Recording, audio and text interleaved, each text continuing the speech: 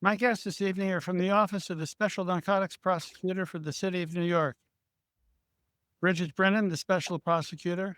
Chris Edel, Senior Trial Counsel and Senior Attorney for Special Projects.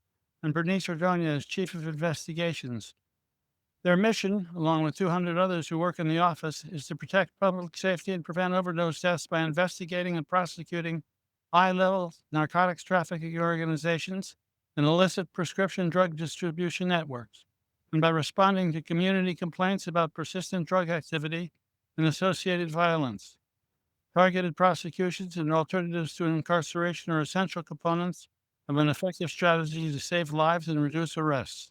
Welcome, everybody. Thank you. Glad to be here. Bridget, you've got seniority in more ways than one. You've been on this job for a long time. I've And been on this job for 27 years. wow, and you're going to keep me on my toes because you used to be a radio journalist. Yes, I was radio, TV, and a print journalist, so I was in all fields. Wow. Give us a quick overview of your office, of what you do personally, but also what the whole office does. Sure, we're called New York City Special Narcotics Prosecutor's Office, and the office was set up during the heroin epidemic in the 1970s. And the goal was to coordinate narcotics investigations throughout New York City, because New York City is obviously the fuel for the problems, narcotics problems throughout the state. And the state legislature felt that because the city is divided into 5 boroughs and there were 5 different DAs, there were different policies, there wasn't coordination, and the response was very ineffective to an epidemic that was killing a lot of people. So our office was set up. I'm appointed by the 5 elected DAs, and each one of our attorneys is appointed by one of the district attorneys, one of the 5 district attorneys, to serve in our office. And Bernice and Chris are appointed by the Manhattan DA. And we work strictly on felony narcotics offenses. Narcotics is defined in the statute, and it includes heroin, cocaine, fentanyl, and the dangerous drugs like that, except it does not include methamphetamine for some reason. And we have jurisdiction over those offenses and any related crimes in New York City, in any of the 5 boroughs. So we run the investigations, work with DEA, the police department. We have our own investigators, and we bring the prosecutions and we bring the cases to trial. So we tend to do more sophisticated investigations. We might do wiretaps or long-term investigations where we're really trying to get to the source of the drug supply and hopefully shut it down. Now, am I right? I read on your website. I'm going to make sure everybody, all our listeners, know what that is. Matter of fact, your website is simple. It's snpnyc.org. Let me say that again, snpnyc.org. I really recommend that people go there because you can learn an awful lot, and not just about New York City, but you can learn a lot. One of the things I saw on the site was you have over 3,000 arrests a year. That's probably about right. Uh, Depends on the year. But yes, far fewer arrests now, I would say, than during the crack epidemic or during probably somewhere around what we were doing during the heroin epidemic.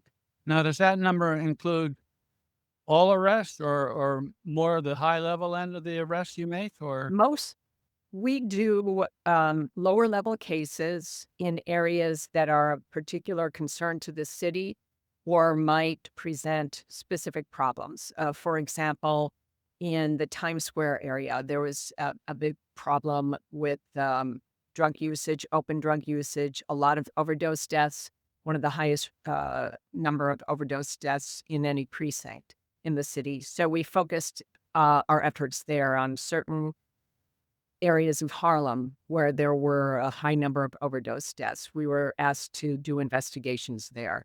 And those were more low-level cases. But typically, we do a higher level case where we might be seizing multiple kilograms of fentanyl or cocaine And we are working backwards from a lower level case to find whoever was supplying those drugs and cutting off the source of supply. That's our goal. So you do what I what I've read or what I presumed. So I'm happy to. I think you've just confirmed my assumption now that you start low and try to work your way backwards. Yeah. And actually, one case that I'd like to talk to you and your listeners about actually went back to 2015 and involved a heroin overdose death in Sullivan County. And it was a tragic death of a teenager.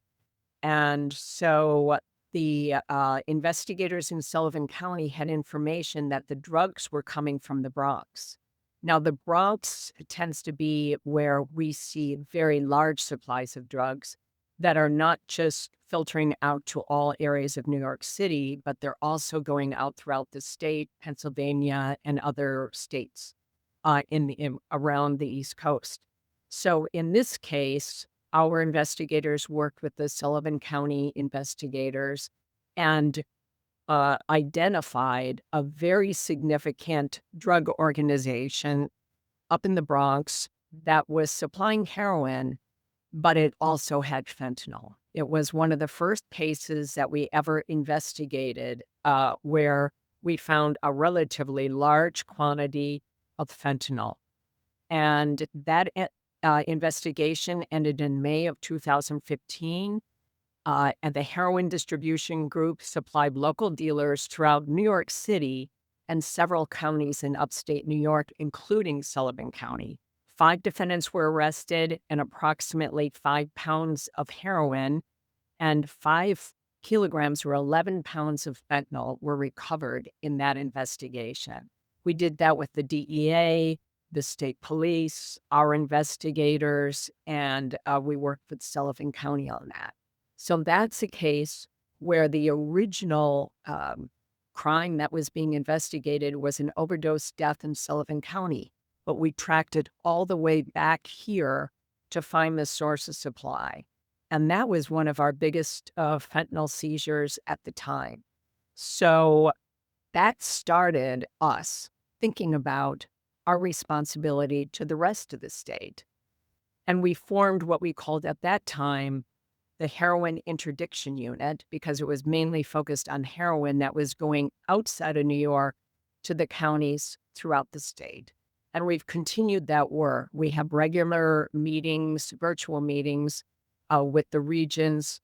We've divided the state into regions to learn what they're seeing, share with them what we're seeing, and we've established a close connection so they can very quickly alert us to problems that might be caused by New York City dealers. And we try to be responsive to them. And if they are working an investigation that brings them into New York City, we try to assist. I think the case you mentioned, I think I recall it, and stop me if I'm wrong, but I think it ended up when the people that were ultimately arrested were apprehended. They were literally jumping out of the windows of the apartment building in the Bronx they lived in. Well, I'm going, your memory may be better than mine. I'm looking at my press release from the time, and I do see that it was heroin was being thrown out of a window. And one of the individuals did try to climb out of another window and onto the fire escape. Good for you. Absolutely. That's what happened at the time. And I think maybe I shouldn't mention it, but I think you're right that it started in Sullivan County and actually a town not too far from our station. I don't have the information on the exact county where it started. I just know that a young person was a victim of an overdose death, and that sparked the investigation into where that drug came from, and it appeared to be laced with fentanyl. It appeared that that organization was supplying drugs which at the time were laced with fentanyl. We were looking for heroin. And, the drug crises that we've seen in New York have had many phases. Started with the pills, And then, I mean, it started way long ago with heroin, but then more recently it was prescription pills, which are opioids affecting the same part of the brain that fentanyl affects and heroin affects. Then we saw heroin after that. And finally, and most fatally, we've seen fentanyl. And this was one of the first cases we saw that involved the distribution of heroin mixed with fentanyl. Sadly, we came to see more and more of that. And ultimately, fentanyl just knocked heroin out of the picture. Fentanyl is far more deadly, but it's 100% synthetic, meaning it's all chemicals. And so it's much cheaper to produce than heroin, which requires a poppy plant to be grown and harvested and refined, and it's a much more expensive process. So from a dealer's perspective, fentanyl is the perfect product. Let me go back a little bit. You mentioned that you had formed this initiative. As I read the history of the office since you took over, you formed any number of initiatives, some of which Chris and Bernice are working on right now That's right. or leading. Right? That's right. I mean, what we came to discover, well, we knew this all along, uh, that enforcement is only one aspect of fighting this problem. I mean, we've also worked, and we were one of the pioneers in alternative to incarceration. But as we got deeper and deeper into this, we came to realize how important educating people was. Educating adults, but very, very, very important to educate children. And we tried to do whatever we could to work with the schools, and we didn't seem to be getting too far along. The schools had a lot of concerns, but there came a time when there was a tragic death of a freshman in one of the city's premier high schools, and she died of an overdose. And that seemed to really help the schools recognize that they needed some help in getting the message out. And so Bernice and Chris, they really have been at the helm of this, reaching out to schools. Chris was right at the forefront because after this young student died, and her mother has been very public about it, Chris had already volunteered to speak at his son's school, and he did a great job. And the Board of Ed, people who worked for the Board of Ed were aware of Chris and what he could do, so they brought him into the discussion with this young woman's mom. And we started up our own education unit within the office. And Bernice has been very involved in it. Her organizational skills are amazing, as are her communication skills. And so we've reached out throughout the city to schools who want to work with us, want to hear about the drug situation, and but in a way that younger people can understand. So they can talk about it much more competently than I can. Well, we But know an important work.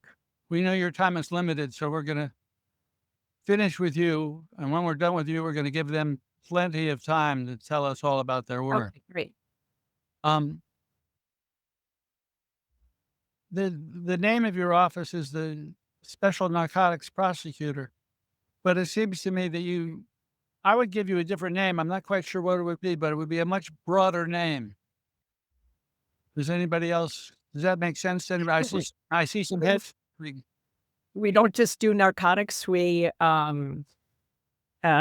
we don't just do prosecutions. We are trying more broadly to remedy the problem through whatever means we can come up with. I know this is true in the medical profession. I'm wondering whether it holds true with you, people in the legal profession, where there is still doctors who practice addiction medicine, people that treat people with addiction, with substance use disorder. There's still some stigma about the people that take care of the people that need the help. Is there, in the sociology of the legal world, is there stigma about the work you do? Are you looked down on in any way? Oh, sure. I mean, it has gone in waves. when we've been looked upon as doing very low-level, unsophisticated work, and we've been looked upon as being saviors. When our office has been very prescient, but we've been able to see problems coming before anybody else could, and have tried to rally people to try to cut off the problem before it really blossomed into a disaster, not so effectively. But I think that those who considered us very low-level prosecutors, just running after dealers selling on the street and trying to put them in prison for as long as possible, have come to realize that our work is far more thoughtful and sophisticated than that. But let me just tell you that there's a reason for that title, special prosecutor. All the other prosecutors in the state are they can only prosecute crimes within their jurisdiction, within their county. But the legislature created our office as a special prosecutor, which could cross over county lines and prosecute crimes within all of New York City. So sometimes there will be special prosecutors appointed here or there, but there's no permanent special prosecutor except for us. Got it. As it just happened, you mentioned that Chris and Bernice were appointed by Alvin Bragg. Is that just happenstance? Because they've been appointed by any of the other district attorneys in the other boroughs? Well, they've been around longer than Alvin Bragg has been, both of them. I think they were both appointed under Robert Morgenthau, as was I. I'm a Manhattan district attorney as well. So people stay in our office for a long time, and they're appointed, and they serve their time. Sounds like prison, but they do their service here in our office. We live right across the street from the Manhattan DA's office, but we have attorneys from every one of the 5 counties here. Most of them are from the Manhattan DA's office. Is there a term limit for anybody, or are there no points involved, or is it just keep doing a good job, everybody? They haven't told me about the term limit for me. The DAs have to renew my appointment, and it's changed over the years, and now I think it's every 18 months they renew my appointment. It's been different terms.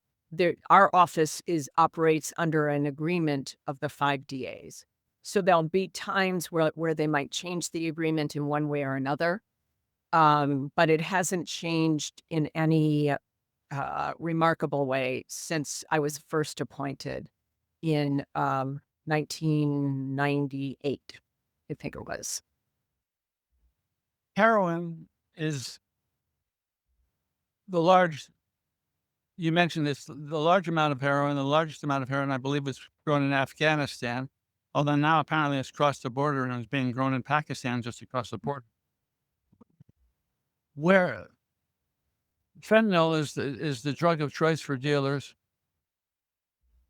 Where are drugs in New York coming from? Because if it's a lot of the fentanyl and even cocaine, I believe, is coming across the border from Mexico and the West Coast. So how are those drugs getting to New York before they get the ripple effect of even further out in the state? Well, they come in different ways. Fentanyl is, as I described it, a synthetic drug, meaning it's made up of all chemicals. And those chemicals have been coming from China. We call them precursor chemicals. They're the ingredients. And the Mexican cartels were kind of the experts in producing fentanyl and then getting it across the border. And so that, as I say, was definitely a step up from their perspective from heroin, because heroin is grown at higher elevations. So it would be grown in Peru or in a higher elevation, not in Mexico. There are some poppy plants. Actually, it is grown in Mexico, but it wasn't good quality. So they were producing heroin for a while, but they switched over almost completely to fentanyl. And then they would get it across the border in lots of different ways. generally big truckloads hidden within cargo, or it could be hidden within an automobile, as we're all sadly aware. It just takes, it's a minuscule amount of fentanyl that will kill you, and certainly a minuscule amount that will get you high. And so there were there was lots of fentanyl produced, lots of it came across the border, less so now.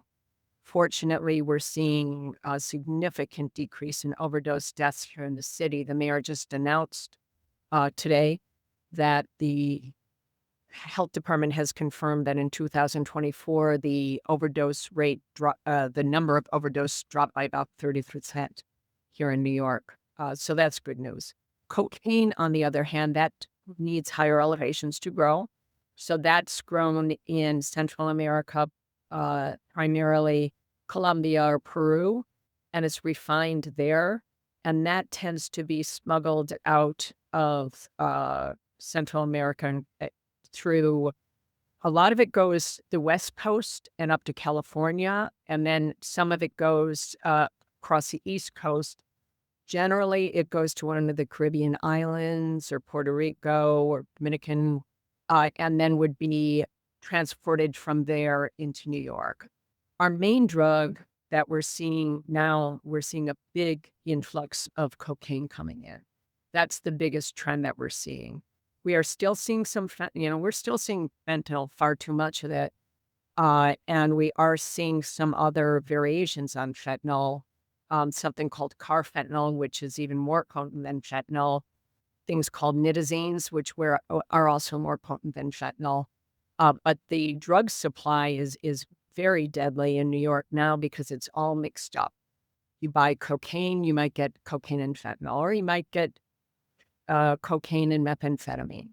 Methamphetamine is another synthetic drug, which is often produced in Mexico. Some of it comes from the West Coast, from California. It's also produced there. Did the trend move in drug use move west to east or east to west? I thought there was a time when things tended to go west to east. Yeah. I think what I see is either coast is kind of sadly groundbreaking when it comes to drug use. There may be different drugs that are popular, like meth took off more on the West Coast than it took off here in New York City or on the East Coast. Fentanyl seemed to hit both sides pretty hard, and it didn't travel from west to east. So it kind of has varied by the drug. Cocaine, it has hit both sides of the country, I think, pretty hard. That one didn't seem to differentiate that well. I mean, that much. And then they go out from the central, a central transportation spot, like New York City, where we're a transportation hub. So a lot of the drugs come in here and then get distributed from here. And same thing will happen in LA or in other places right across the border in the western part of the country, because there's better access to source of supplies. So once it comes over, it's cheaper there, and then it goes out from there and it's distributed. Before we turn to Bernice and Chris, do you have any special thoughts or anything that you'd like people in our listening area in Sullivan County to know?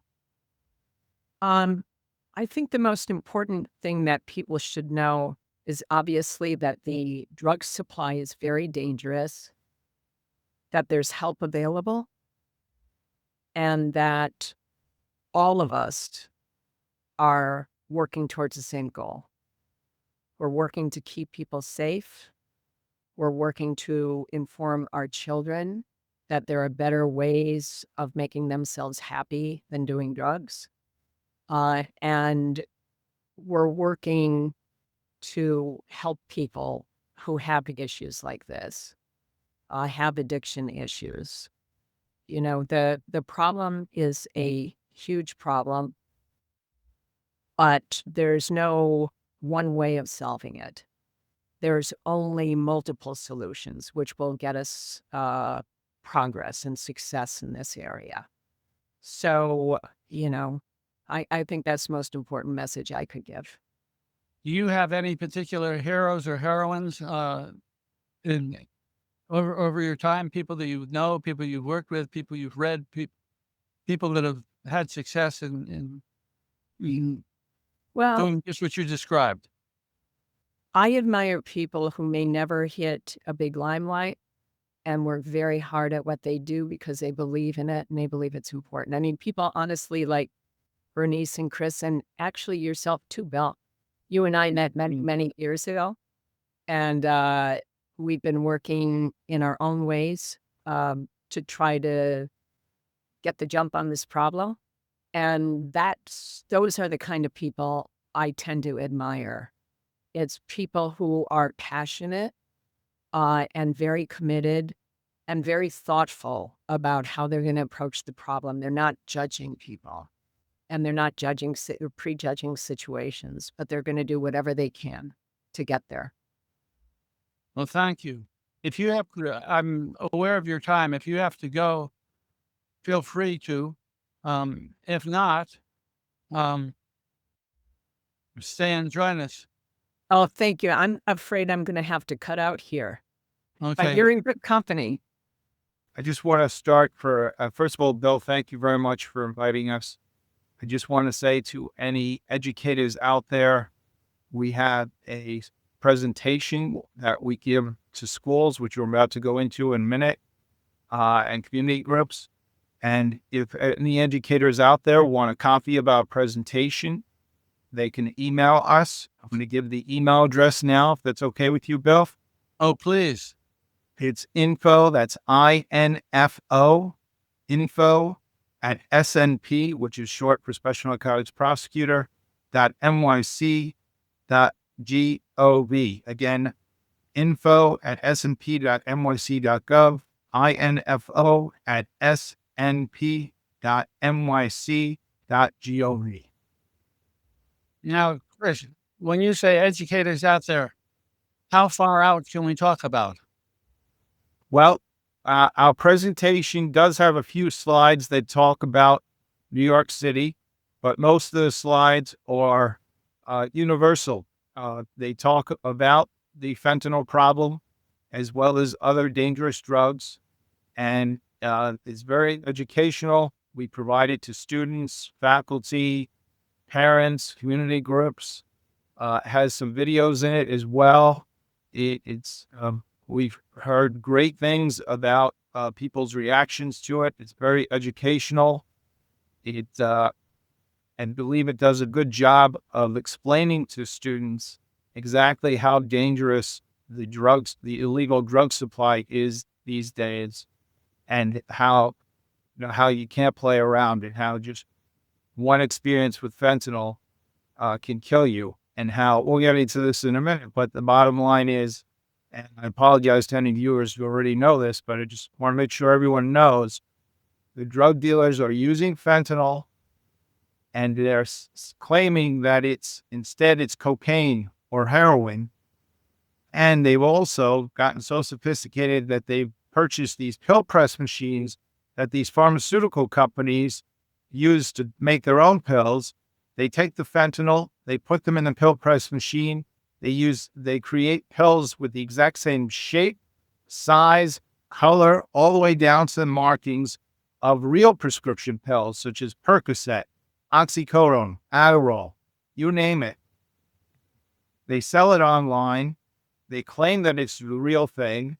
People get it delivered to their home, and just one pill with a lethal dose of fentanyl can kill the person, and many people have died just that way, including very many young people. And the same thing with the cocaine and heroin. They're claiming it's cocaine and heroin, but it's really fentanyl. And someone takes the cocaine or the heroin and they die, and they can die within minutes. And it also, I'll stop in a second. The person who takes it, the fentanyl reduces their breathing to the point where they stop breathing altogether, and then they die. So they don't even realize that they're dying. and this can happen within minutes. Bernice, Chris, excuse me. Thank you for that. And I want to hear more. Bernice, you're the chief of investigations. How does the chief of investigations, I would think that would take up, with 3,000 arrests a year, I would think that would take up an awful lot of your time. So how do you divide your time, and how did you get into the education aspect of what the office does? Absolutely. It definitely is a little time consuming, but as Bridget mentioned, this is our mission. And we're facing this epidemic from all sides. So while I love doing the investigation portion of it, I really do enjoy going out there and talking to kids. And it really came about because it's so scary. And as a mom, Chris is the dad as well, we just said we really have to do something. Kids are out there. They don't even know that they are receiving pills either from their friends or from dealers or whoever, and they are dying. So we need to do something. So we just amongst ourselves decided, why don't we put together a presentation and really give students the facts? They're prosecutors. Let's just tell them what the facts are. Let's just empower them, help them make informed decisions, tell them the truth, what the dangers are. When they take that pill, you could die. Let's just tell them what we do. This is the drugs that we have seized from drug dealers. This is what drug dealers are doing out there. Please be safe. Please know that you could die if you take a pill. So that's really why we did this, just as prosecutors, as parents, as people seeing kids dying and wanting to do something about it. You are not the only drug education group force out there. I know the Drug Policy Alliance has a curriculum, and DARE has been going on forever. I know there are people who question the efficacy of DARE. I'm among them. Do you have any thoughts on that? Are you in a competitive education market? And if so, what's that like?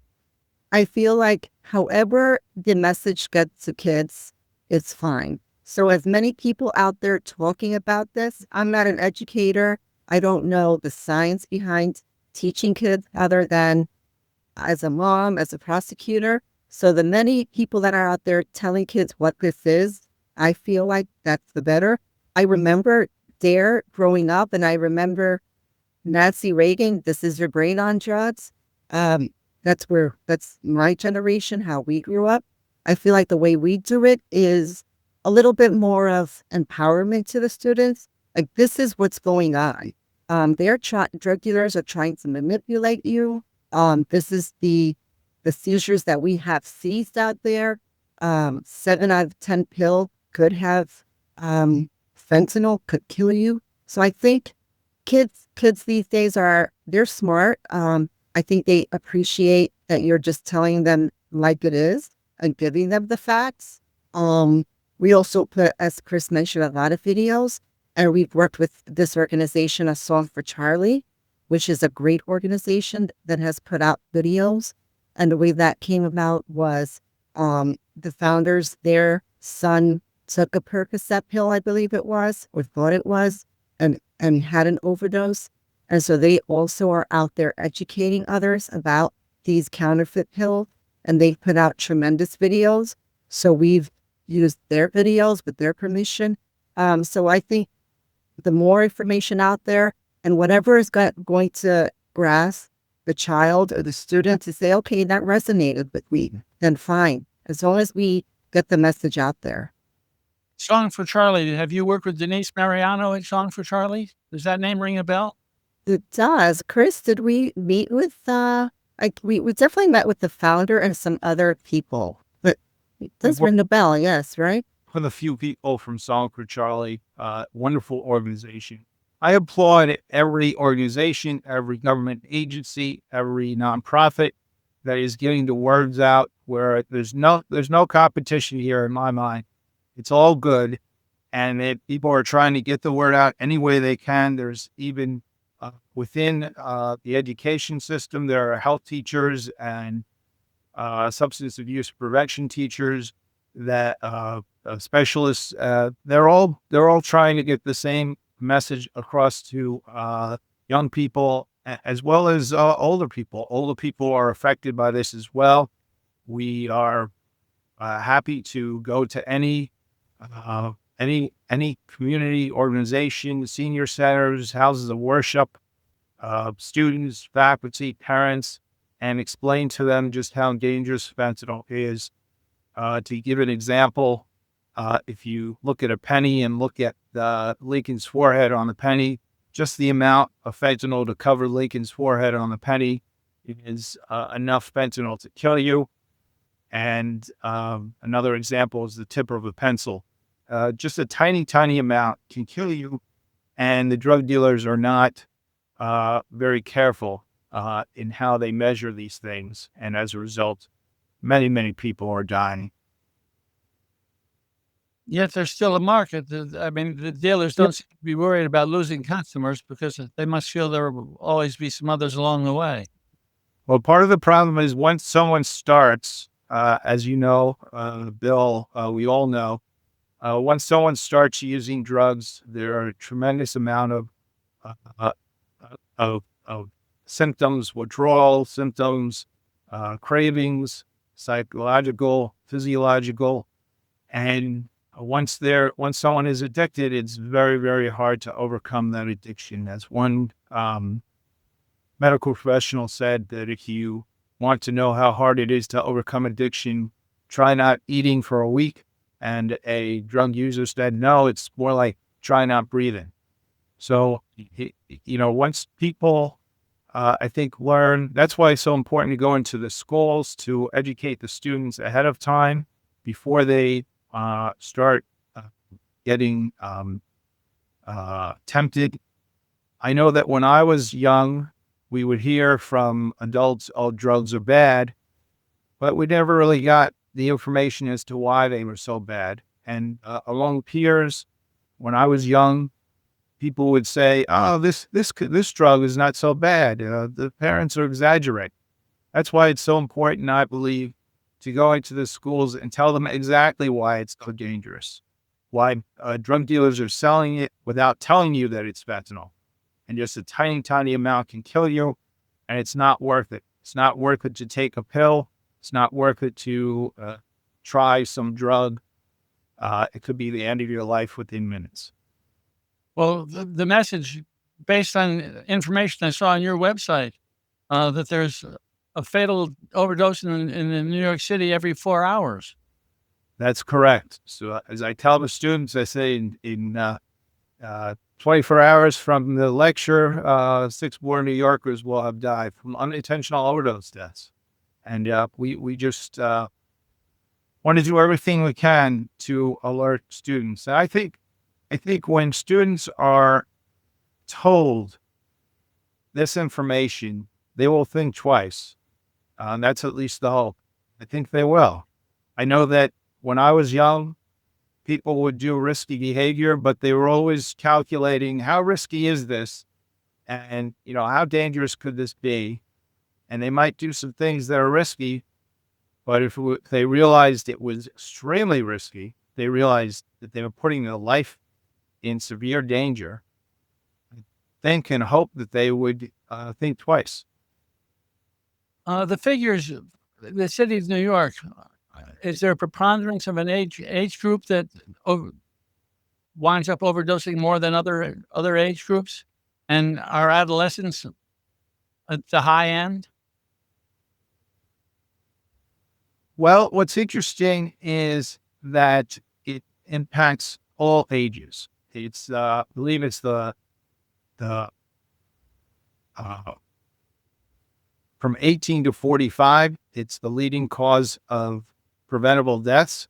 But then beyond 45, it also impacts older people as well. So everyone's at stake. As we mentioned in our presentation, infants have died because they were around Yeah. drugs that had fentanyl in it.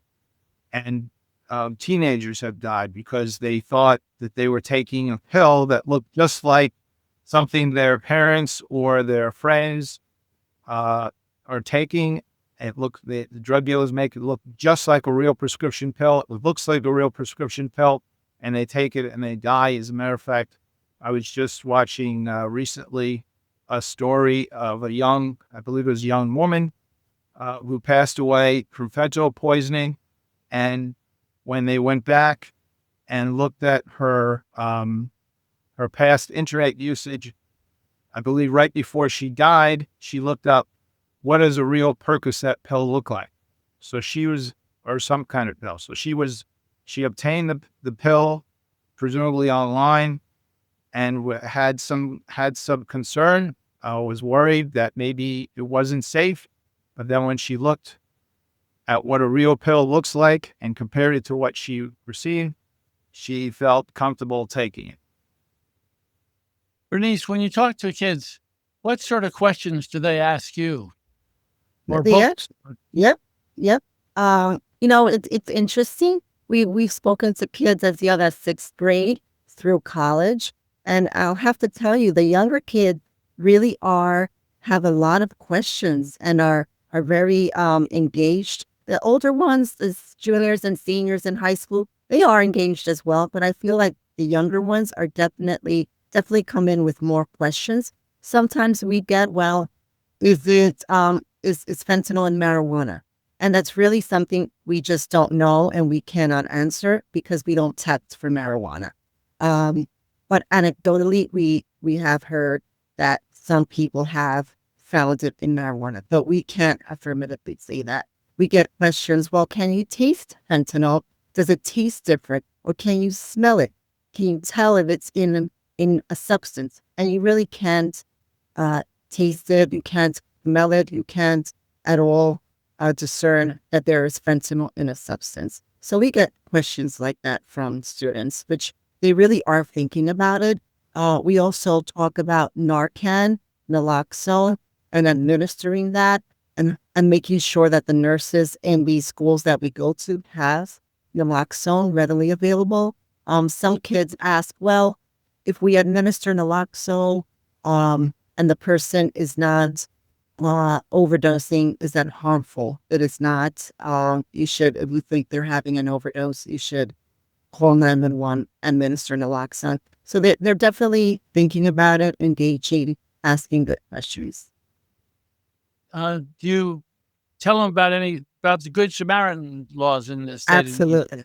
That's another thing. Thank you for bringing that up. Yes. So we definitely discuss the Good Samaritan law, which is and we tell them, if you are with a friend, if you are with someone and you see that they are overdosing, call 911. If you have naloxone, administer naloxone. You will not get in trouble. The person overdosing does not get in trouble. You, as the caller of 911, you call to get aid for them, will not get in trouble. The police will not arrest you.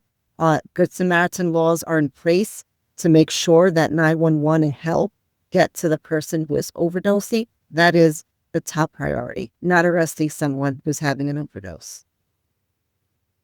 Chris, you touched on this earlier. What part does social media play in this, and cell phones and computers in both informing and misinforming young people? Yes, unfortunately, with the prevalence of social media, these drugs are more available than ever for young people and people of all ages. And of course, the drug dealer does not want to tell them that it has fentanyl. They don't typically tell them that it has fentanyl. They claim that it's something else. Someone goes online, orders it, and can even get it delivered straight to their home. Before I forget, I wanted to mention some very helpful web page, if I may, Bill. Sure. It's a New York City government site. It's nyc.gov/naloxone, NALOXONE. Naloxone is the generic name for Narcan, which can reverse an overdose. New York City Health Commissioner recommends that everyone have naloxone on hand. They can save a family member's life. They could save a neighbor's life. And it's very easy to use. And if you go to the website, nyc.gov/naloxone, you scroll down to the middle of the page. Towards the end, it says upcoming naloxone trainings. There are trainings at various dates and times. They're online. It's about 30 minutes. You do the training, and then they give you information for how they will mail to you for free naloxone so that you can save a person's life and carry it with you. Thank you. Does your office have any naloxone on site? We do. We obtained quite a bit of naloxone. We keep it on site. Should that be needed, and I take it with me. I try to travel with me from home to work and elsewhere with naloxone on. Yeah. We're in a rural area, but I always have some in my car. That's great. Are there others in the office or beside the two of you that work in the education that are out and about talking to kids, or is it? Absolutely. Yep. In fact, we have a committee of attorneys and staff. The attorney can volunteer in our office and go out there to the schools to give this presentation. And in fact, when we go out to let's say Queens or the Bronx or Staten Island, we invite any attorneys or our partnership over there with the DA's office there, if they want to come out with us to go to the school. So definitely, it's not just me and Chris. We definitely, it's usually me and Chris, but there's definitely other attorneys who go out there and speak to students. And we've gone all over New York City to all 5 boroughs, high schools, middle schools, colleges, churches, community groups, parents, really anyone who will hear us. We will speak to them, and we will even give our presentation to people so that they can give it. Some teachers themselves have seen our presentation a few times, and they give it to their students on their own without us, which is perfectly fine. Go ahead, Chris. To answer your question, I just want to emphasize one thing, which is why are these drug dealers doing it? And the reason is fentanyl is extremely cheap, so they can it's estimated that make 20 times more profits by using fentanyl and claiming it's cocaine or heroin or prescription drug. 20 times more profits by selling fentanyl and claiming it's something else than instead of using the real thing. And it's also just a tiny amount is fatal. And then it's highly addictive. And so it gets people coming back for more. So if it doesn't kill you, it will get people to come back for more and more. So it will kill you. It's just a question whether you get the local or the express. Yes. If the fentanyl may not kill you the first time, but many times it does kill you the first time. But if it doesn't kill you the first time, it'll increase your addiction. It's like rolling the dice every time. Eventually, it'll kill you. Do you have parents that work with you as speakers? As of now, no. We're always open to parents. We want to be respectful of their time, the grief that they encounter. We really are more supportive of parents who have lost loved ones in terms of alerting them to what we're doing. They've encouraged us in terms of what we're doing. And there are some other organizations where they have parents who go out and speak in other places of the country. Yeah. Anything I've left out? Any closing thoughts from either benediction for either of you? Or from either of you, not for you, please. Well, thank you for having us. I think you mentioned our webpage. Anyone can go to our webpage. Chris mentioned our email. Anyone could email us and ask for the presentation for their community. And Song for Charlie is another great organization. Our webpage is Song for Charlie. People can look them up as well. Chris, any thoughts? No, just thank you very much, Bill, for having us. We really appreciate it. We love your program. I love your program. I've you've had amazing speakers, and I'm truly honored that you asked us to join you today. Well, we're honored to have you on. Thank you. Thank you.